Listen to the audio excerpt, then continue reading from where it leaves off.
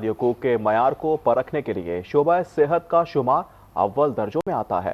2025 کے بجٹ میں طبی سہولیات کی فراہمی کے 48 منصوبوں کے لیے 15.34 ارب روپے مختص کیے گئے، لیکن اسلام آباد کے 3 بڑے اسپتال پیمز، پولی کلینک اور CDA میں سہولیات کا فقدان نظر آیا۔ اقصیٰ خورشید کی رپورٹ دیکھیے۔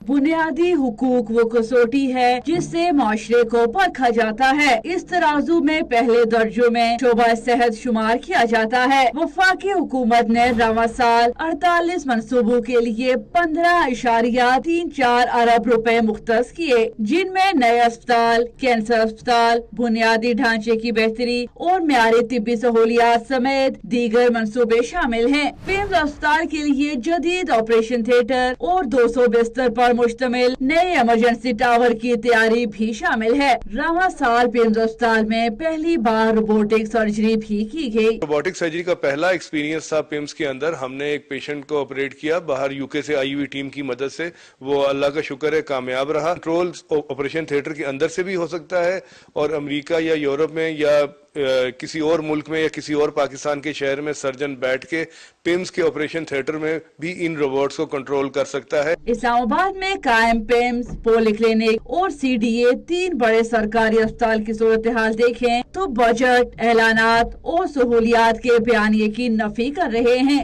جہاں کی راہداریاں حکومتی اقدامات کی کھلی نفی کر رہی ہیں۔ رواں سال پولیو فری بنانے کے لیے 5 مہمات کی گئی، جن سے گزشتہ برس کی نسبت کیسز کی تعداد 74 سے کم ہو کر 30 پر آ گئی۔ پاکستان میں جو کیسز ہیں وہ 2024 میں اگر 74 تھے تو اب وہ کم ہو کر 30 پر آ چکے ہیں۔ حیاتی نمونے ہیں، انوائرمنٹل سیمپلز ہیں، وہ بہت زیادہ پازیٹیو تھے سال کے شروع میں، جو کہ اب ان کی تعداد بھی بہت کم ہو گئی۔ 2026 میں پاکستان پولیو سے فری ہونے کی طرف ایک قدم آگے بڑھے گا۔ رواں سال صحت سہولت پروگرام کے بعد سہولیات بھی بند ہو گئی، جس سے لاکھوں مریض متاثر ہوئے۔ سال 2025 میں صحت کے شعبے میں نئی ایمرجنسیز، روبوٹک سرجریز اور ویکسینیشن مہمات جو ہیں وہ نمایاں رہی، مگر محدود فنڈنگ اور صحت سہولت پروگرام کی بنیادی بندش نے عوام کو متاثر کیا۔